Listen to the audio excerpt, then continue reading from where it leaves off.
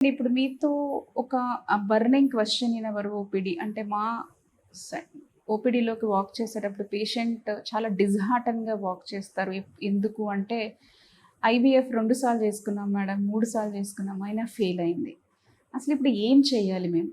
అసలు మాకు ప్రెగ్నెన్సీ వచ్చే అవకాశం ఎంత ఉంది? మేము ట్రీట్మెంట్‌కి వెళ్ళాలా? ఇక్కడితో ఆగిపోవాలా? సో, ఇలా చాలా క్వెషన్స్‌తో కపుల్ మా సెంటర్స్‌లోకి వాక్ చేస్తారు. So, first thing IVF failure is not end of life అండి. అంటే ఐవీఎఫ్ ఫెయిల్ అయింది అంటే అక్కడితో ట్రీట్మెంట్ ఆగిపోలేదు. ఐవీఎఫ్‌లోనే చాలా అడ్వాన్స్డ్ ట్రీట్మెంట్స్ ఉన్నాయి. చాలా న్యూ టెక్నాలజీస్ ఉన్నాయి. సో, వాటితో మనం ముందుకెళ్ళొచ్చు. ఫస్ట్ మీరు హోప్ అనేది ఎప్పుడు వదులుకోకూడదు. సెకండ్ థింగ్ అసలు ఐవీఎఫ్ ఎందుకు ఫెయిల్ అయింది అని ఫస్ట్ అనాలిసిస్ చేసుకోవాలి. అసలు ఎక్కడ ప్రాబ్లమ్ వచ్చింది? ఊసైట్‌లో ప్రాబ్లమ్ వచ్చిందా? స్పెర్మ్‌లో ప్రాబ్లమ్ వచ్చిందా? లేకపోతే గర్భాశయం లైనింగ్‌లో ప్రాబ్లమ్ వచ్చిందా? ఎంబ్రియో క్వాలిటీలో ప్రాబ్లమ్ వచ్చిందా? ఇవన్నీ ఫస్ట్ ఒక లెవెల్ ఆఫ్ అసెస్మెంట్ అనేది చేసుకోవాలి.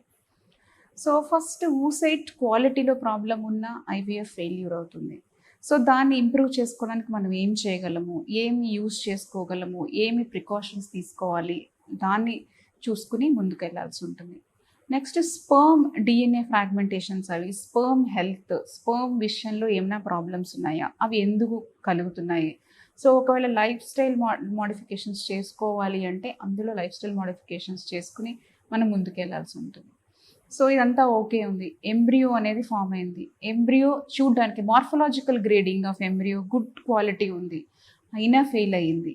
సో, ఎందుకు అయ్యుండొచ్చు? యాక్చువల్లీ మెనీ ఐవీఎఫ్ ఫెయిల్యూర్స్‌లో ఎంబ్రియోయే కారణమవుతది. ఎందుకు అంటే ఎంబ్రియో మనకి బయటకే చూడడానికి అందంగా, బ్యూటిఫుల్‌గా ఉన్నా లోపల డీఎన్ఏలో డిఫెక్ట్స్ ఉంటాయన్నమాట. అలాంటి డిఫెక్టివ్ డీఎన్ఏ ఉన్న ఎంబ్రియోస్ యూజువల్‌గా ఇంప్లాంట్ కావు.